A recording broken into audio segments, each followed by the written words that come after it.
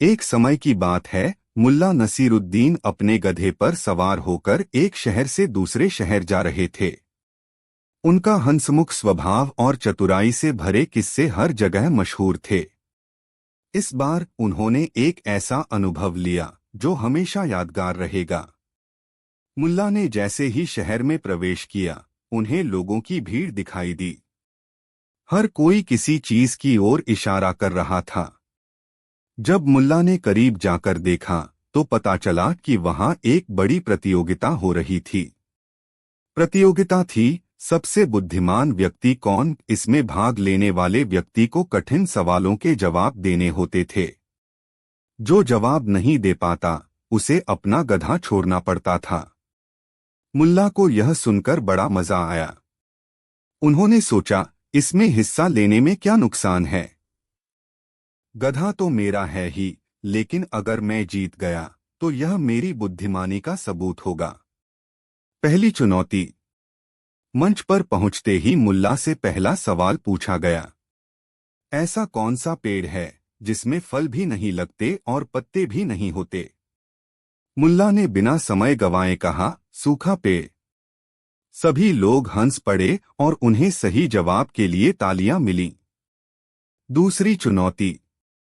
दूसरे सवाल में पूछा गया, एक ऐसा सवाल पूछो जिसका जवाब देने वाला खुद ही गलत साबित हो जाए।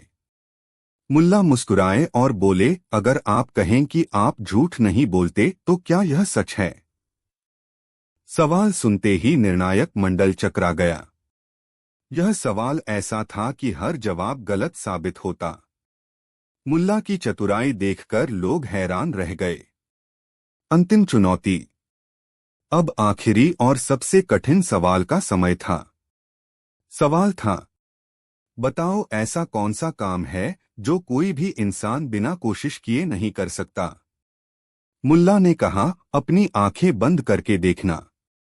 सवाल का जवाब सुनते ही पूरा मैदान तालियों की गड़गड़ाहट से गूंज उठा।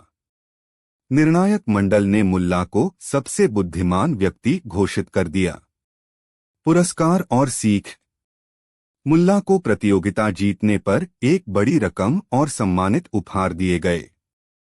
लेकिन मुल्ला ने सबके सामने कहा, बुद्धिमानी केवल सवालों के जवाब देने में नहीं, बल्कि सही समय पर सही बात कहने में है।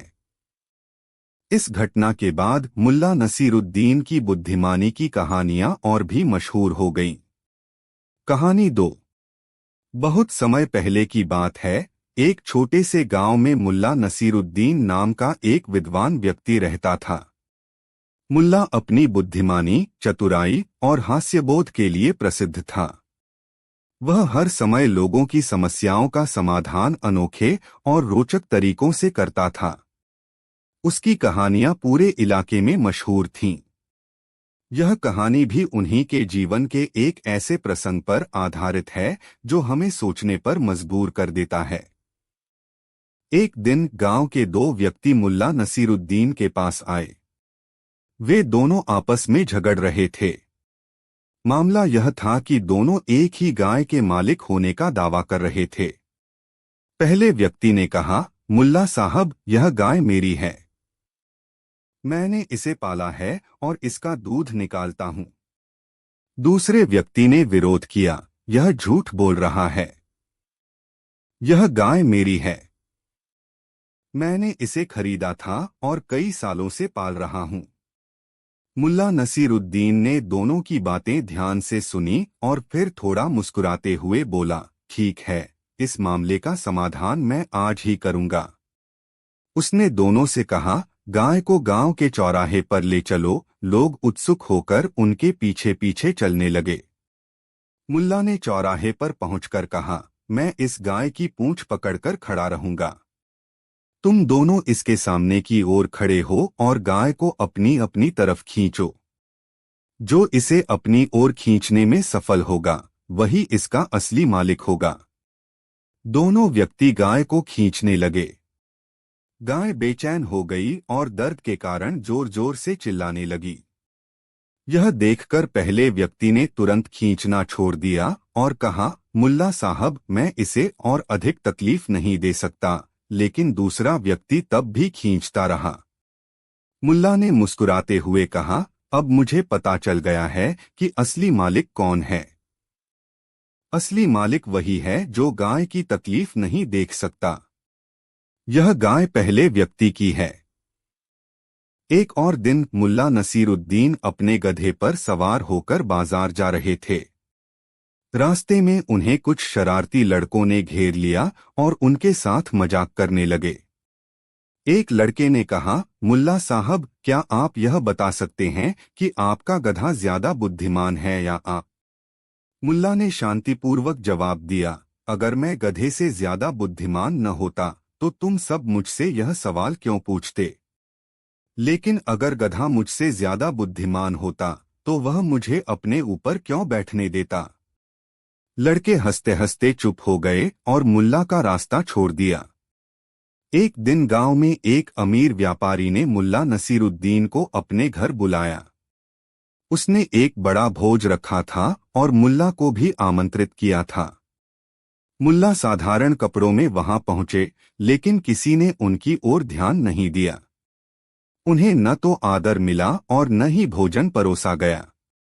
मुल्ला चुपचाप वहां से लौट गए और घर जाकर अपने सबसे अच्छे कपड़े पहनकर वापस लौटे। इस बार उन्हें बड़े आदर के साथ स्वागत किया गया और तुरंत भोजन परोसा गया। मुल्ला ने अपने भोजन की थाली उठाई और अपने कपड़ों पर डालने लगे। यह देखकर सभी लोग हैरान रह गए। जब किसी ने कारण पूछा तो मुल्ला ने कहा, यह सम्मान मेरे कपड़ों के लिए है, मेरे लिए नहीं। इसलिए भोजन भी इन्हीं को खाना चाहिए।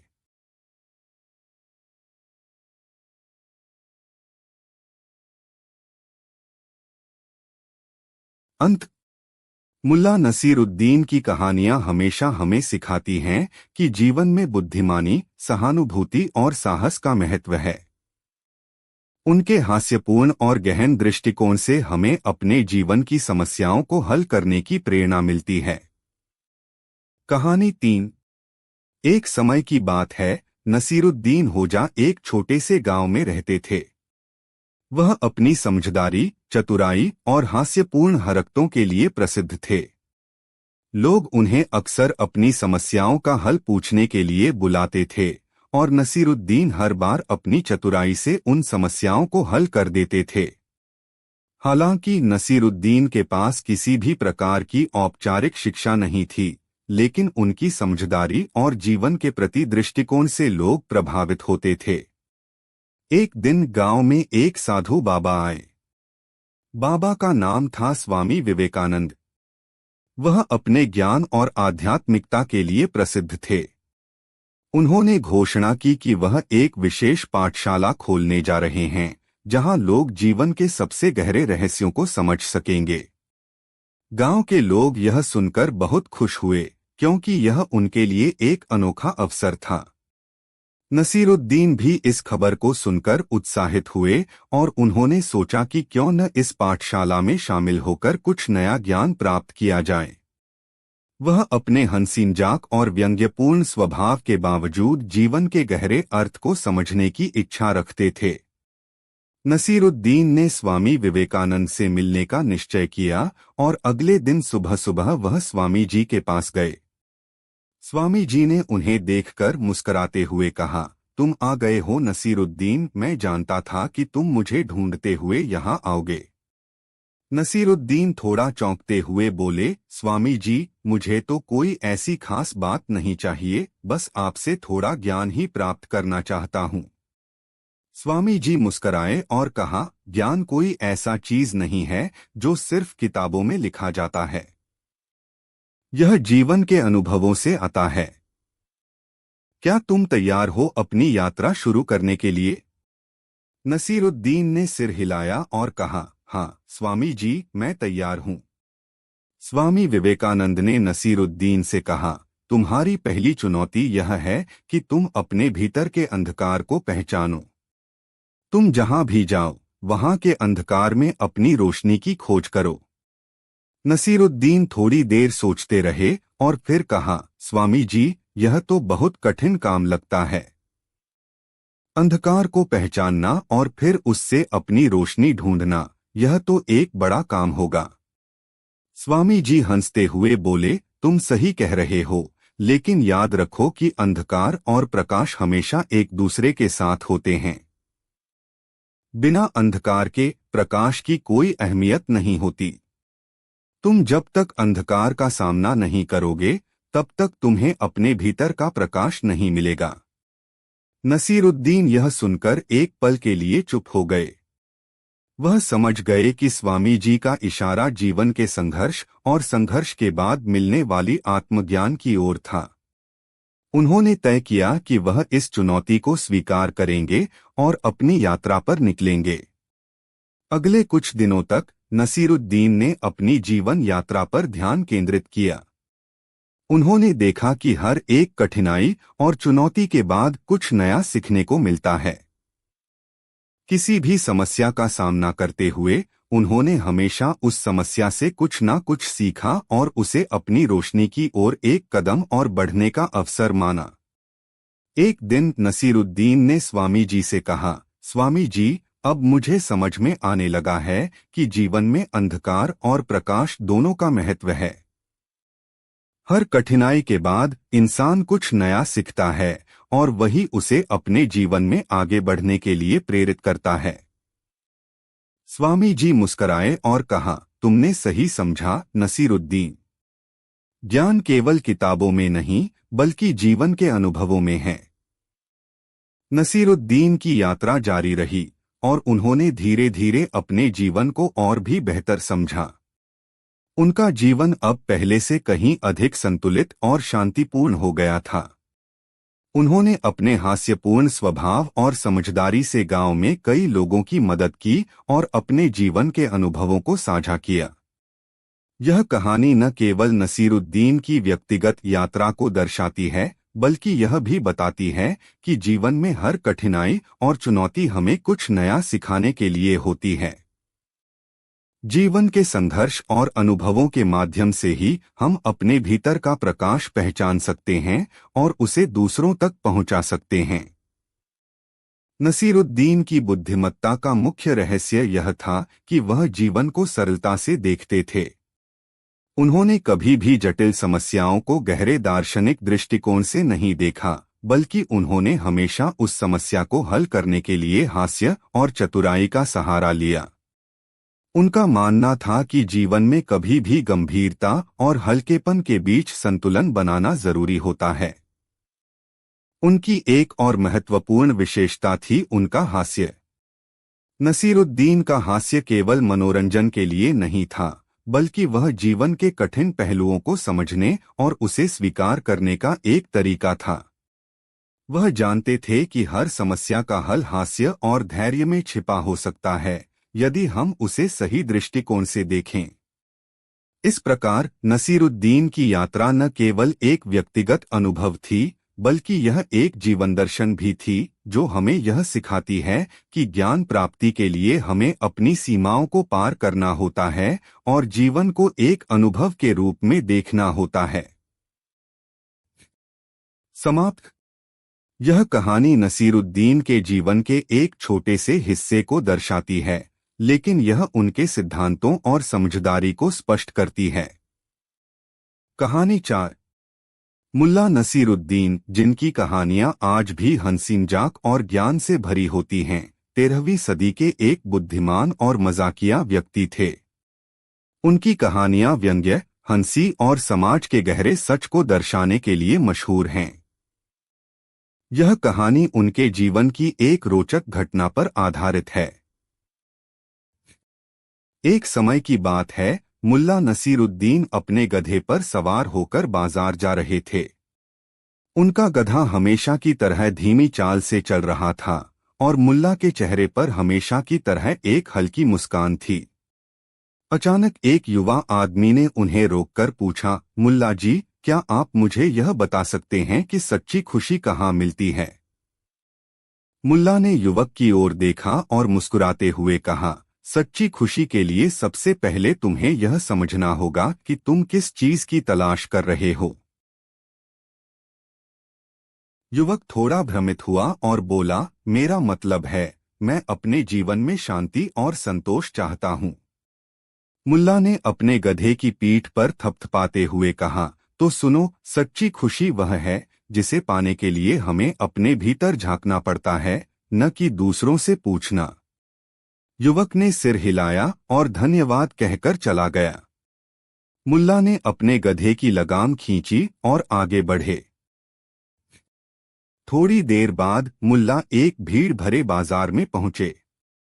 वहां उन्होंने देखा कि लोग एक व्यापारी के चारों ओर जमा हो गए हैं। व्यापारी चिल्ला चिल्ला कर कह रहा था, मेरे पास सबसे अनमोल चीज है जो तुम्हारे जीवन को बदल देगी, केवल एक सोने के सिक्के में।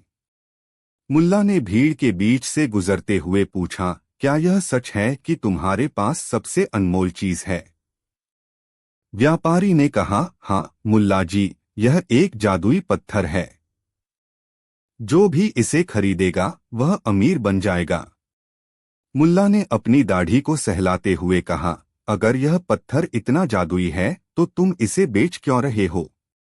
व्यापारी थोड़ी देर के लिए चुप हो गया, लेकिन जल्दी ही बोला, मुझे दूसरों की मदद करने में खुशी मिलती है।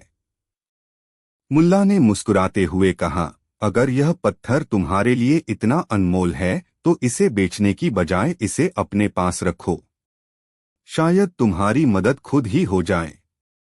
भीड़ ठहाका मारकर हंसने लगी और व्यापारी अपनी दुकान समेटकर वहां से चला गया। मुल्ला ने बाजार में मौजूद लोगों से कहा, हमेशा ध्यान रखें कि जो चीज सच्ची लगती है वह हमेशा वैसी नहीं होती। मुल्ला नसीरुद्दीन की जीवन में एक और घटना तब घटी जब वह अपने गांव के मस्जिद में खुतबा, धार्मिक भाषण दे रहे थे। मुल्ला ने सभा से पूछा, क्या आप सभी जानते हैं कि मैं क्या कहने जा रहा हूं? सभा ने एक स्वर में कहा, नहीं मुल्ला जी। मुल्ला ने गंभीरता से कहा, अगर आपको नहीं पता कि मैं क्या कहने वाला हूं तो इसका मतलब है कि आप तैयार नहीं हैं। यह कहकर वह वहां से चले गए। अगले दिन लोग फिर से मस्जिद में इकट्ठा हुए।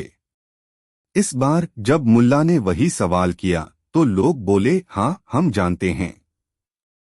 मुल्ला मुस्कुराए और बोले, अगर आप पहले से जानते हैं कि मैं क्या कहने वाला हूं तो मुझे इसे दोहराने की कोई जरूरत नहीं। और फिर वह वहां से चले गए। तीसरे दिन जब मुल्ला ने वही सवाल किया तो सभा में कुछ लोग बोले हाँ और कुछ बोले नहीं। मुल्ला ने सिर हिलाते हुए कहा, जो लोग जानते हैं उन्हें चाहिए कि वे उन लोगों को सिखाएं जो नहीं जानते, और वह फिर वहां से चले गए। मुल्ला नसीरुद्दीन की हर कहानी में एक गहरा संदेश छिपा होता है। उनकी यह कहानी हमें सिखाती है कि जीवन में हर चीज को गहराई से समझना चाहिए और सच्चाई को देखने की कोशिश करनी चाहिए। उनके व्यंग्य और हंसी के पीछे एक गहरी सीख होती है जो हमें आत्मनिरीक्षण करने और अपने जीवन को बेहतर बनाने की प्रेरणा देती है। कहानी 5। कहानी की शुरुआत एक छोटे से गांव से होती है जहां मुल्ला नसीरुद्दीन रहते थे।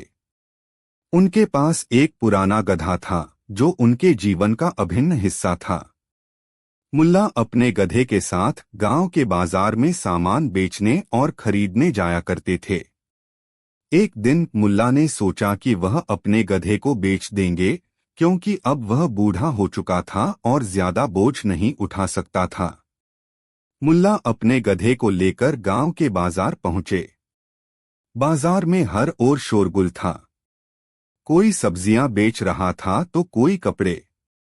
मुल्ला ने अपने गधे की कीमत तय की और खड़ा हो गए। तभी एक व्यापारी उनके पास आया और पूछा, मुल्ला, यह गधा तो बहुत बूढ़ा लग रहा है, इसका क्या उपयोग होगा? मुल्ला मुस्कुराए और बोले, यह गधा बूढ़ा जरूर है लेकिन इसका अनुभव इसे अनमोल बनाता है। यह गधा रास्ता पहचानने में माहिर है। इसे किसी भी अनजान जगह छोड़ दो, यह अपने आप वापस घर आ जाएगा। व्यापारी ने गधे को गौर से देखा और कहा, ठीक है, मैं इसे खरीद लेता हूँ। व्यापारी ने मुल्ला को पैसे दिए और गधा खरीद लिया। व्यापारी ने गधे को अपने घर ले जाने की कोशिश की, लेकिन गधा जिद्दी था। उसने एक कदम भी बढ़ाने से इनकार कर दिया। व्यापारी को बहुत गुस्सा आया। उसने मुल्ला को ढूंढा और कहा, मुल्ला, तुम्हारा गधा तो चलता ही नहीं है। तुमने मुझे धोखा दिया। मुल्ला ने शांत स्वर में जवाब दिया, यह गधा सिर्फ समझदार मालिक की बात मानता है। अगर तुम इसके साथ अच्छे से पेश आओगे तो यह तुम्हारी हर बात मानेगा। इसके बाद मुल्ला ने व्यापारी को गधे को चलाने का तरीका सिखाया। उन्होंने गधे के कान में कुछ फुसफुसाया और गधा तुरंत चलने लगा। व्यापारी हैरान रह गया। उसने मुल्ला से पूछा, आपने ऐसा क्या कहा? मुल्ला ने मुस्कुराते हुए जवाब दिया, मैंने इसे यह समझाया कि अगर यह मेरी बात नहीं मानेगा तो मैं इसे वापस खरीद लूंगा, और यह गधा मुझे फिर से मेहनत करवाने से डरता है। मुल्ला नसीरुद्दीन की इस कहानी से हमें यह सीख मिलती है कि जीवन में हर समस्या का समाधान धैर्य और समझदारी से निकाला जा सकता है। कभी कभी छोटी छोटी चालाकियां भी बड़ी मुश्किलों को हल कर सकती हैं। मुल्ला नसीरुद्दीन की ऐसी कहानियां हमें न केवल हंसाती हैं, बल्कि जीवन के गहरे सत्य भी सिखाती हैं। यही वजह है कि उनकी कहानियां आज भी सबके दिलों में बसी हुई हैं। कहानी 6। एक बार मुल्ला नसीरुद्दीन एक छोटे से गांव में पहुंचे। गांव के लोग बहुत परेशान थे। उनकी समस्या यह थी कि गांव में हर रात एक अजीब सी आवाज गूंजती थी, जो इतनी डरावनी होती थी कि लोगों को नींद नहीं आती। कोई समझ नहीं पा रहा था कि यह आवाज कहां से आ रही है। गांव वालों ने मुल्ला नसीरुद्दीन से मदद मांगी। मुल्ला ने पहले ध्यान से गांव वालों की पूरी बात सुनी। फिर उन्होंने कुछ दिन गांव में रुकने का फैसला किया ताकि वह समस्या की तह तक पहुंच सकें। पहली रात मुल्ला ने खुद उस आवाज को सुनने का निश्चय किया। जैसे ही रात हुई, सचमुच एक डरावनी आवाज गूंजने लगी। मुल्ला ने अपनी टॉर्च ली और आवाज की दिशा में चल दिए। काफी देर तक घूमने के बाद मुल्ला ने देखा कि आवाज एक पुराने कुएं से आ रही थी। कुएं के पास पहुंचकर उन्होंने देखा कि वहां कोई नहीं था। यह आवाज तो बड़ी अजीब है, मुल्ला ने सोचा। उन्होंने कुएं के अंदर झांककर देखा, लेकिन वहां कुछ भी नजर नहीं आया। उन्होंने उस रात कुछ नहीं कहा और वापस चले गए। अगले दिन मुल्ला ने गांव वालों को इकट्ठा किया और कहा, यह समस्या हल हो सकती है, लेकिन इसके लिए हमें धैर्य रखना होगा। मुझे आज रात फिर से कुएं के पास जाने दीजिए। गांव वाले मान गए।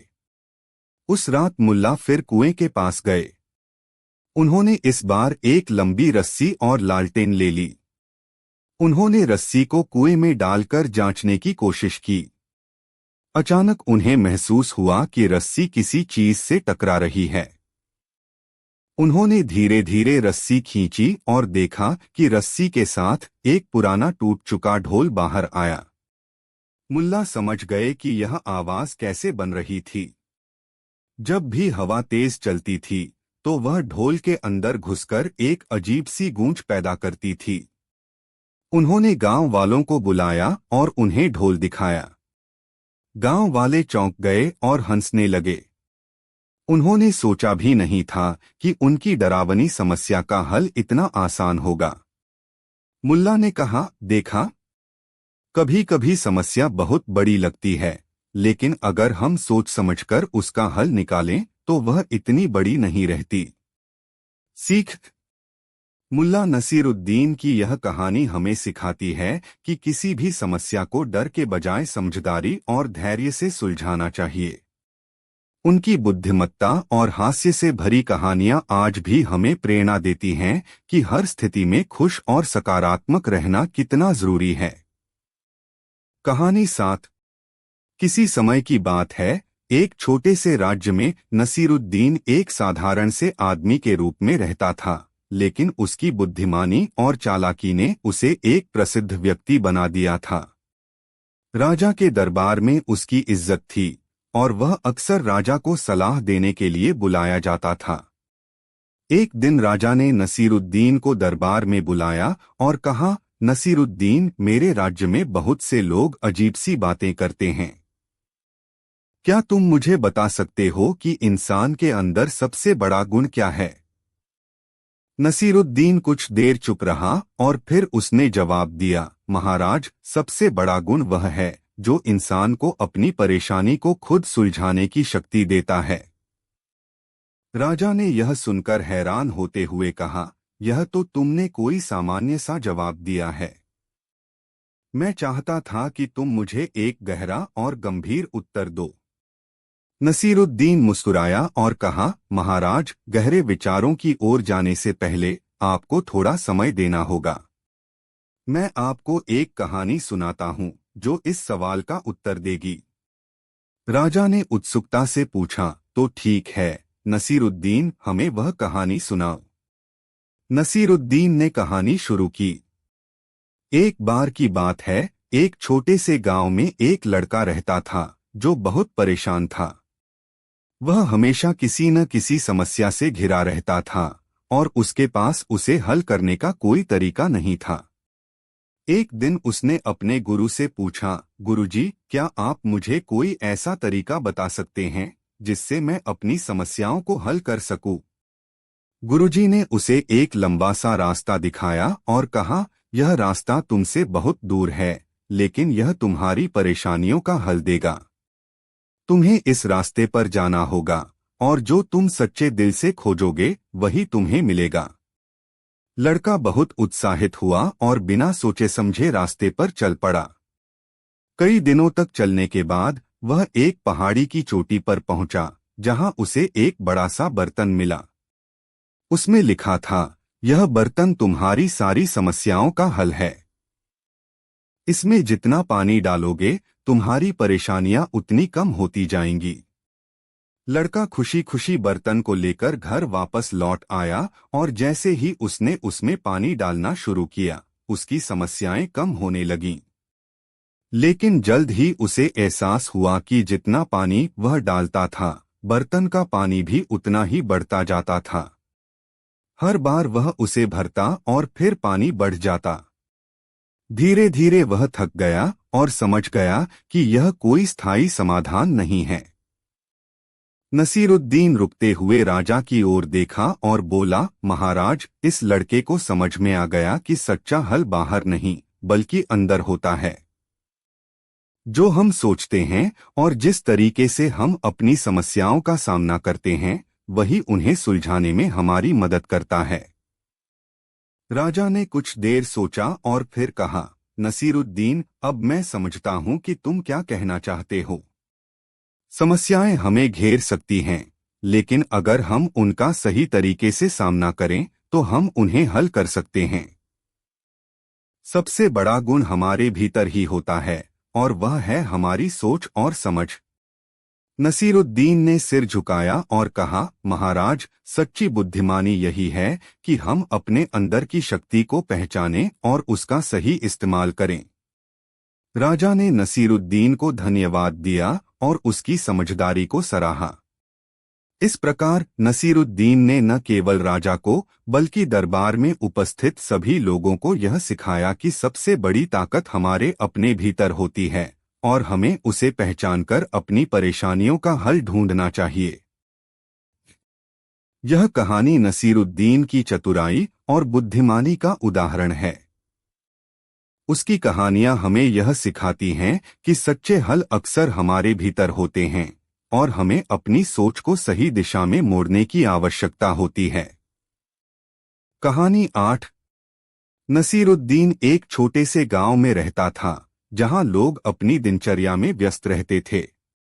लेकिन नसीरुद्दीन हमेशा कुछ अलग सोचता था। वह एक साधारण व्यक्ति था, लेकिन उसके पास वह समझदारी थी जो अक्सर लोग नहीं समझ पाते थे। गांव में उसे सब मुला कहकर पुकारते थे, जो कि इमाम या शिक्षक के रूप में उसकी प्रतिष्ठा को दर्शाता था। हालांकि नसीरुद्दीन का जीवन केवल धर्म से जुड़ा नहीं था, बल्कि वह हर उस पहलू को समझता था जो जीवन को दिलचस्प बनाता था। एक दिन गांव में एक बड़ा उत्सव मनाया जा रहा था। सब लोग तैयार हो रहे थे, खाना पकाने में व्यस्त थे, और नसीरुद्दीन भी अपनी हंसी मजाक के लिए तैयार था। गांव के प्रमुख ने उसे देखा और कहा, मुला, तुम भी उत्सव में शामिल हो जाओ, पर इस बार हम तुम्हें एक खास कार्य सौंपना चाहते हैं। नसीरुद्दीन ने मुस्कराते हुए कहा, क्या कार्य है? गांव के प्रमुख ने कहा, तुम्हें गांव के सबसे बड़े रहस्य का पता लगाना है। लोग कहते हैं कि यहाँ कुछ ऐसा है जो कोई नहीं जानता। तुम अपनी समझदारी से इस रहस्य को सुलझाओ। नसीरुद्दीन को यह कार्य बड़ा ही रोमांचक लगा। वह समझ गया कि यह एक मौका है जहां वह अपनी बुद्धिमानी का इस्तेमाल कर सकता है। उसने पहले दिन से ही काम शुरू किया। वह सबसे पहले गांव के बुजुर्गों से मिला। हर एक बुजुर्ग ने उसे कुछ न कुछ दिलचस्प जानकारी दी, लेकिन कोई भी रहस्य नहीं मिला। अगले दिन नसीरुद्दीन ने गांव के बच्चों से बात की। उन्होंने भी कुछ न कुछ बातें बताई, लेकिन वह भी बहुत सामान्य थीं। नसीरुद्दीन निराश हुआ, लेकिन उसने हार नहीं मानी। एक दिन नसीरुद्दीन ने गांव के बाजार में एक अजनबी को देखा। वह व्यक्ति अजीब तरीके से हंस रहा था और उसकी आंखों में कुछ खास था। नसीरुद्दीन ने तुरंत समझ लिया कि यह व्यक्ति कुछ खास जानता है। नसीरुद्दीन ने उस व्यक्ति से पूछा, तुम कौन हो और यहाँ क्यों हंस रहे हो? व्यक्ति ने मुस्कराते हुए कहा, मैं तुम्हारा मित्र बन सकता हूँ, लेकिन पहले तुम्हें एक सवाल का जवाब देना होगा। नसीरुद्दीन ने कहा, तुम पूछो, मैं जवाब दूंगा। व्यक्ति ने पूछा, तुम क्या सोचते हो, अगर कोई सच बोलने के बावजूद झूठा कहलाए तो क्या होगा? नसीरुद्दीन चुपचाप सोचने लगा। यह सवाल उसके लिए नया था और उसने इसे हल करने के लिए कुछ समय लिया। कुछ देर बाद नसीरुद्दीन ने उत्तर दिया, अगर कोई सच बोलता है और फिर भी झूठा कहलाता है, तो वह व्यक्ति खुद को सच्चाई से ज्यादा प्यार करता है। व्यक्ति ने सिर हिलाया और कहा, तुमने सही जवाब दिया, लेकिन इसका मतलब है कि तुम एक ऐसी जगह पर हो जहां सच्चाई का खेल चलता है, और उसे समझने के लिए तुम्हें अपने दिल से अधिक अपनी बुद्धि का प्रयोग करना होगा। नसीरुद्दीन ने यह बात समझी और वह उस अजनबी से पूछने के लिए तैयार हो गया, क्या तुम मुझे वह रहस्य बता सकते हो? अजनबी हंसी में बोला, रहस्य कोई और नहीं बल्कि तुम्हारा स्वयं का अस्तित्व है। यह शब्द नसीरुद्दीन के लिए एक बड़ा खुलासा थे। वह समझ गया कि जीवन का असली रहस्य कभी बाहर नहीं होता, बल्कि वह हमारी अपनी सोच और समझ में होता है। नसीरुद्दीन ने इस अनुभव से एक बड़ी सीख ली और उसने सोचा कि उसने जो भी किया वह हमेशा अपने विश्वासों और सोच के साथ किया। गांव में वापस लौटने के बाद उसने सबको यह कहानी सुनाई और कहा, सच्चाई कहीं बाहर नहीं है, वह हमारे भीतर है। कभी कभी हम वही खोजते हैं जो हमारे पास पहले से होता है। और इस तरह नसीरुद्दीन ने गांव में एक नया दृष्टिकोण दिया, जहां लोग जीवन को सरलता से जीने लगे और हर एक ने अपनी सोच को समझा। कहानी 9। नसीरुद्दीन अपने गांव के एक छोटे से मकान में रहता था। उसकी बुद्धिमत्ता और चतुराई के कारण वह आसपास के गांवों में प्रसिद्ध था। लोग उसे समस्याओं के समाधान के लिए बुलाते थे, क्योंकि वह अक्सर अपनी अजीबोगरीब विधियों से बड़े मुद्दे को हल कर देता था। एक दिन एक व्यापारी गांव में आया और नसीरुद्दीन से मिलने के लिए उत्सुक था। व्यापारी ने नसीरुद्दीन से कहा, मुझे सुना है कि तुम बहुत ही बुद्धिमान हो। मैं अपनी जीवन भर की कमाई से एक खजाना इकट्ठा किया है और अब मैं चाहता हूं कि तुम मुझे यह बताओ कि मैं इसे कहाँ छुपाऊं ताकि यह सुरक्षित रहे। नसीरुद्दीन मुस्कराया और कहा, खजाना कहाँ छुपाना है यह तो तुम्हारे ही लिए आसान है, लेकिन सबसे बड़ी बात यह है कि तुम्हें समझना होगा कि खजाना असली नहीं बल्कि तुम्हारे मन की शांति है। व्यापारी ने नसीरुद्दीन की बातों को अनसुना करते हुए कहा, लेकिन मुझे अपने खजाने को बचाने के लिए एक सुरक्षित स्थान चाहिए। नसीरुद्दीन ने फिर कहा, ठीक है, तुम अपने खजाने को उस स्थान पर रखो जहां तुम इसे कभी न भूल सको, और वह जगह कोई भी और कहीं भी हो सकती है। व्यापारी थोड़ा उलझन में पड़ गया, लेकिन नसीरुद्दीन के शब्दों में कोई गहराई देखी और उसने सोचा, शायद यह व्यक्ति कोई गहरा अर्थ दे रहा है जिसे मैं समझ नहीं पा रहा। व्यापारी ने नसीरुद्दीन की सलाह मानते हुए अपना खजाना एक दूरस्थ पहाड़ी गुफा में छुपा दिया। लेकिन कुछ ही दिनों बाद व्यापारी ने महसूस किया कि उसे यह खजाना चुराने की चिंता सता रही थी। उसके मन में बार बार यही ख्याल आता कि कहीं किसी ने उसका खजाना चुराया तो नहीं। वह नसीरुद्दीन के पास फिर से पहुंचा और कहा, आपकी सलाह के बाद भी मुझे मानसिक शांति नहीं मिल रही है।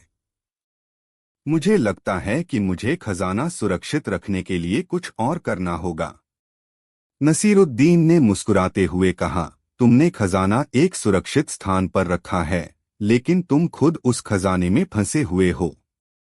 तुम अपनी मानसिक स्थिति को समझो। तुम्हारा असली खजाना तुम्हारे भीतर है। जब तक तुम इसे नहीं समझोगे, तब तक तुम किसी भी स्थान को सुरक्षित नहीं मान सकते। व्यापारी को अब अपनी गलती का एहसास हुआ। उसने खजाने को फिर से अपने दिल में रखने का निर्णय लिया। उसकी मानसिक शांति और संतोष धीरे धीरे वापस आने लगा, और उसने यह समझ लिया कि असली खजाना न तो धन में है, न ही किसी स्थान पर, बल्कि वह अपने खुद के मन और हृदय में है। निष्कर्ष: नसीरुद्दीन की यह कहानी इस बात की ओर इशारा करती है कि बाहरी चीजों के पीछे भागने से मनुष्य को कभी सच्ची शांति नहीं मिलती। असली खजाना हमारे अंदर होता है, और उसे पाना केवल मानसिक शांति और आत्मबोध से ही संभव है। कहानी 10। यह घटना एक छोटे से गांव की है, जहां मुल्ला नसीरुद्दीन अपने अनुयायियों के साथ रहते थे। वह अपने विचारों और कार्यों से सभी को प्रभावित करते थे। एक दिन गांव के राजा ने मुल्ला नसीरुद्दीन को अपने महल में बुलाया। राजा को एक बड़ी समस्या का समाधान चाहिए था, और उसने सुना था कि मुल्ला नसीरुद्दीन एक निपुण ज्ञानी हैं, जो किसी भी समस्या का समाधान अपनी सूझबूझ से कर सकते हैं। राजा ने नसीरुद्दीन से कहा, मुझे एक ऐसा उपाय चाहिए जिससे मेरे राज्य में कोई भी समस्या न हो और सभी लोग खुशहाल रहें। क्या तुम इस समस्या का समाधान कर सकते हो? मुल्ला नसीरुद्दीन ने थोड़ी देर सोचा और फिर मुस्कुराते हुए कहा, मालिक, यह बहुत ही जटिल काम है, लेकिन मैं इस पर विचार करूंगा। मुझे थोड़ी मदद चाहिए। राजा ने कहा, जो भी तुम चाहो तुम्हें मिलेगा।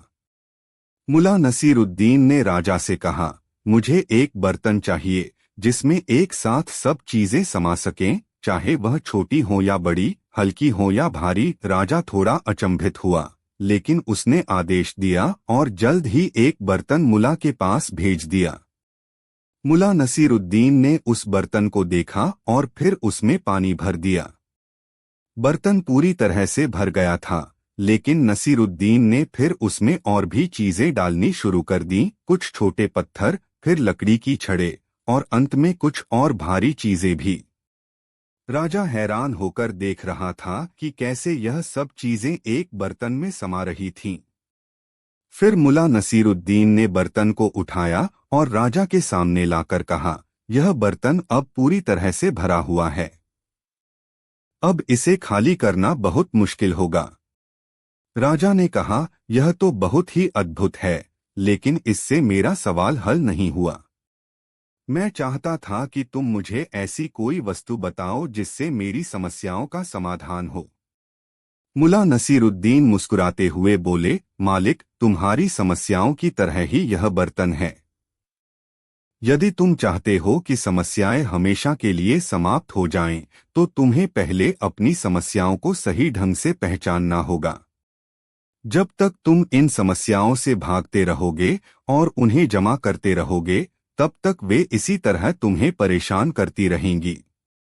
राजा नसीरुद्दीन की बातों को समझने की कोशिश करने लगा। मुल्ला ने उसे बताया कि किसी भी समस्या का हल केवल और केवल तभी हो सकता है जब हम उसे सीधे तौर पर स्वीकार करें और उसका समाधान ढूंढें। यदि हम समस्याओं को सहेजते जाएंगे तो वे और अधिक जटिल होती जाएंगी। मुल्ला ने राजा से कहा, तुम्हारी राज्य की समस्याएं जैसे इस बर्तन की तरह हैं।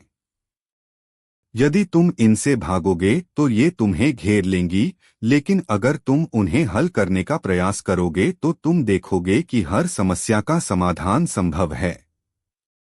राजा ने मुल्ला नसीरुद्दीन की सलाह को गहरे से समझा और उसने अपने राज्य में सुधार कार्य शुरू कर दिए। उसने अपनी समस्याओं का सामना किया, उन्हें हल करने के उपाय निकाले और जल्द ही राज्य में शांति और समृद्धि लौट आई। इस कहानी से हम यह सीख सकते हैं कि नसीरुद्दीन के जीवन में जो भी समस्याएं आईं, उनका हल उन्होंने हमेशा एक गहरी सोच और समझदारी से निकाला। वह न केवल एक मजेदार इंसान थे, बल्कि उनके पास जीवन के गहरे सत्य भी थे। इस प्रकार की कहानियां हमें यह सिखाती हैं कि जीवन की समस्याओं को हल करने के लिए हमें पहले उन्हें समझना होगा और फिर उनका सही समाधान खोजने की कोशिश करनी होगी। नसीरुद्दीन की कहानियां केवल हास्यपूर्ण नहीं हैं, बल्कि वे हमें जीवन के एक अच्छे दृष्टिकोण को अपनाने की प्रेरणा देती हैं। वह हमें सिखाते हैं कि किसी भी परिस्थिति में अपने धैर्य और समझदारी को बनाए रखना बहुत जरूरी है। निष्कर्ष, मुल्ला नसीरुद्दीन की यह कहानी हमें यह सिखाती है कि जीवन में समस्याएं आएंगी, लेकिन हमें उन्हें समझकर हल करने की कोशिश करनी चाहिए, बजाय इसके कि हम उनसे भागें या उन्हें बढ़ने दें। यह जीवन के कठिन पहलुओं को सरल और हल्के तरीके से देखने की कला है। नसीरुद्दीन के पास जो सूझबूझ थी, उसने न केवल उसके व्यक्तिगत जीवन को आसान बनाया, बल्कि उसके आसपास के लोगों को भी एक नई दिशा दिखाई। यह कहानी एक ऐसे दिन की है जब नसरुद्दीन होजा अपने गांव में घूम रहे थे। एक व्यक्ति जिसे वह जानते थे उनके पास आया और उसने उनसे कुछ पैसे उधार मांगने के लिए कहा। नसरुद्दीन ने बिना सोचे समझे उसे उधारी दे दी। वह व्यक्ति बहुत खुश हुआ और नसरुद्दीन से कहा, होजा साहब, आप मेरे लिए बहुत दयालु हैं। मैं 1 महीने में यह रकम वापस कर दूंगा। नसरुद्दीन होजा ने सिर हिलाया और कहा, ठीक है, लेकिन तुम यह वादा करो कि अगर तुम समय पर पैसे नहीं लौटा सको तो मुझे तुम्हारे घर की छत का एक हिस्सा मिल जाएगा। वह व्यक्ति चौंका और बोला, लेकिन होजा, तुम तो मजाक कर रहे हो। घर की छत कैसे तुम्हें मिल सकती है? नसरुद्दीन होजा मुस्कराए और कहा, यह कोई मजाक नहीं है। मैंने तुमसे एक वादा किया है और तुम्हें उस वादे का पालन करना होगा। समय बीतता गया और 1 महीने बाद वह व्यक्ति नसरुद्दीन के पास आया। वह परेशान था क्योंकि वह पैसे वापस नहीं कर सका था। उसने नसरुद्दीन से कहा, होजा, मुझे खेद है, लेकिन मैं पैसे वापस नहीं कर पाया। क्या अब आप मेरी छत का हिस्सा ले सकते हैं? नसरुद्दीन होजा ने उसे घूरा और कहा, मुझे कोई छत नहीं चाहिए। मैंने जो वादा किया था वह सिर्फ एक शर्त के रूप में था। अब तुम्हारी जिम्मेदारी है कि तुम अपनी स्थितियों में सुधार करो और भविष्य में किसी से उधारी मत लो। यह सुनकर वह व्यक्ति हैरान हो गया। उसने महसूस किया कि नसरुद्दीन ने उसे एक ऐसी उपमा दी है जो जीवन की सच्चाई को उजागर करती है। वह समझ गया कि उधारी का कोई स्थिर समाधान नहीं होता है और इससे केवल परेशानी ही होती है। कहानी का संदेश। इस कहानी से हमें यह सीखने को मिलता है कि जीवन में किसी भी चीज को उधार लेने से पहले हमें अपनी स्थिति को ठीक से समझना चाहिए। कहानी 13।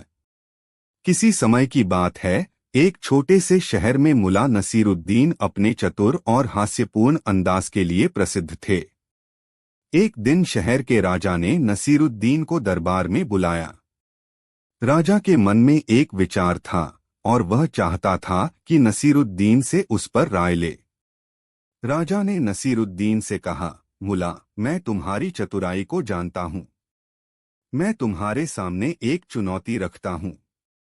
यदि तुम इसे हल कर सको तो मैं तुम्हें अपनी खजाने में से बहुत सा धन दूंगा।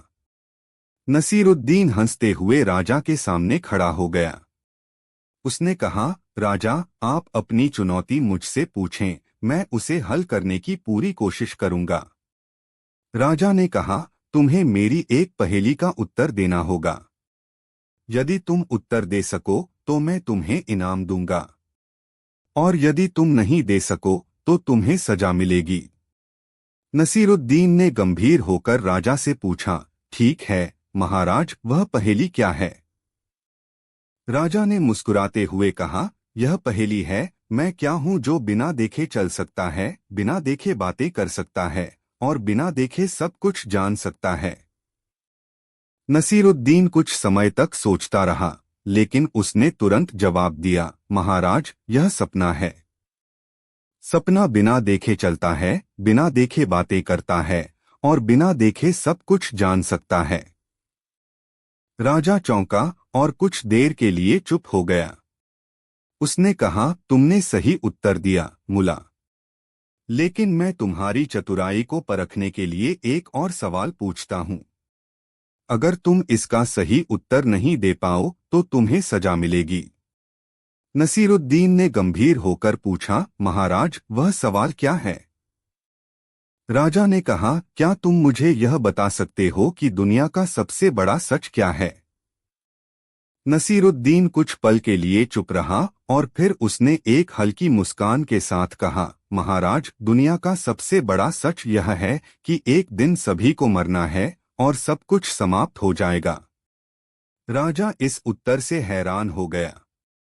वह सोचने लगा कि नसीरुद्दीन ने कैसे इतना गहरे और सच्चे उत्तर दिया। राजा ने कहा, तुमने बहुत अच्छा उत्तर दिया मुल्ला। अब मैं तुम्हें अपनी पूरी संपत्ति का एक हिस्सा दूंगा।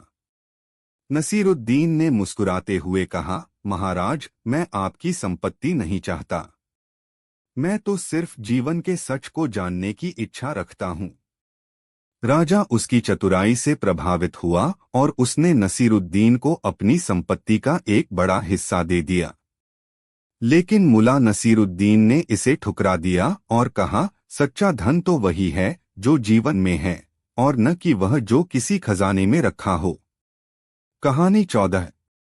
बहुत समय पहले एक छोटे से गांव में मुल्ला नसरुद्दीन रहते थे। वे न केवल एक मजेदार व्यक्ति थे बल्कि एक बुद्धिमान और चतुर इंसान भी थे। उनकी सूझबूझ और सरलता के कारण उन्हें गांव में बहुत आदर मिलता था। एक दिन नसरुद्दीन के गांव के राजा ने एक बड़ी परीक्षा का आयोजन किया। राजा ने घोषणा की कि वह एक ऐसा व्यक्ति ढूंढना चाहता है जो समझदारी, तर्क और बोध से संपन्न हो। सभी गांव वाले राजा के दरबार में पहुंचे, लेकिन नसरुद्दीन ने इसमें हिस्सा लेने का निर्णय लिया। राजा ने नसरुद्दीन को देखा और मुस्कुराए, क्योंकि वह जानते थे कि नसरुद्दीन एक ऐसे व्यक्ति थे जो कभी भी बिना सोचे समझे कोई कदम नहीं उठाते थे। राजा ने नसरुद्दीन से पहली प्रश्न पूछा, नसरुद्दीन, अगर तुम्हें अपनी पूरी जिंदगी में केवल एक चीज चुनने का मौका दिया जाए तो वह क्या होगी? नसरुद्दीन ने बिना कोई समय गवाए जवाब दिया, मैं उस चीज को चुनूंगा जो मुझे हमेशा सही रास्ता दिखाए। राजा ने कहा, यह क्या अर्थ हुआ? नसरुद्दीन मुस्कुराए और बोले, वह सही रास्ता मेरा दिमाग है। अगर मैं अपने दिमाग को सही तरीके से इस्तेमाल करूं तो मैं कभी भी गलत रास्ते पर नहीं जाऊंगा। राजा हैरान होकर बोले, यह उत्तर तो बहुत ही बुद्धिमान था। अब अगला सवाल यह है, अगर तुम्हारे पास कोई खजाना हो तो तुम उसे कहाँ छुपाओगे? नसरुद्दीन सोच में पड़ गए, लेकिन फिर वे हंसते हुए बोले, मैं उस खजाने को अपनी जेब में रखूंगा। राजा ने हैरानी से पूछा, क्यों? नसरुद्दीन ने जवाब दिया, क्योंकि जो चीज आपके पास हो उसे छुपाने की कोई जरूरत नहीं होती। जो चीज आपको सही तरीके से समझ में आती है वह कहीं भी हो सकती है। राजा इस उत्तर से बहुत प्रभावित हुए। नसरुद्दीन की सरलता और तर्कशक्ति ने उन्हें गहरे विचारों में डाल दिया। उन्होंने आगे एक सवाल पूछा, अगर तुम किसी मुश्किल स्थिति में फंस जाओ तो तुम्हारा पहला कदम क्या होगा? नसरुद्दीन ने उत्तर दिया, मैं सबसे पहले शांति से सोचूंगा। किसी भी समस्या का समाधान तभी संभव होता है जब हम खुद को शांत रखें और सोचें कि समस्या का वास्तविक कारण क्या है। राजा ने इन उत्तरों को ध्यान से सुना और फिर एक आखिरी सवाल पूछा, नसरुद्दीन, तुम एक साधारण इंसान होते हुए भी इतनी गहरी बातें कैसे समझते हो? नसरुद्दीन मुस्कुराए और बोले, क्योंकि मैंने जीवन को अपनी तरह से समझा है। जितना हम खुद को जटिल बनाने की कोशिश करते हैं, उतना ही हमारे पास हल होते हुए भी हम उन्हें देख नहीं पाते। राजा ने नसरुद्दीन के उत्तरों को सुनकर कहा, तुम सचमुच सबसे बुद्धिमान हो, नसरुद्दीन। नसरुद्दीन ने विनम्रता से सिर झुकाया और बोले, राजा, बुद्धिमानी कभी किसी एक व्यक्ति की नहीं होती। यह सब हमारे अनुभव, सोच और हमारी दया पर निर्भर करता है। राजा ने नसरुद्दीन को सम्मानित किया और उन्हें अपने दरबार का प्रमुख सलाहकार बना लिया। नसरुद्दीन की चतुराई और सरलता ने सबको यह सिखाया कि जीवन को समझने के लिए हमें अधिक जटिल होने की बजाय अपनी सोच को सरल और स्पष्ट बनानी चाहिए।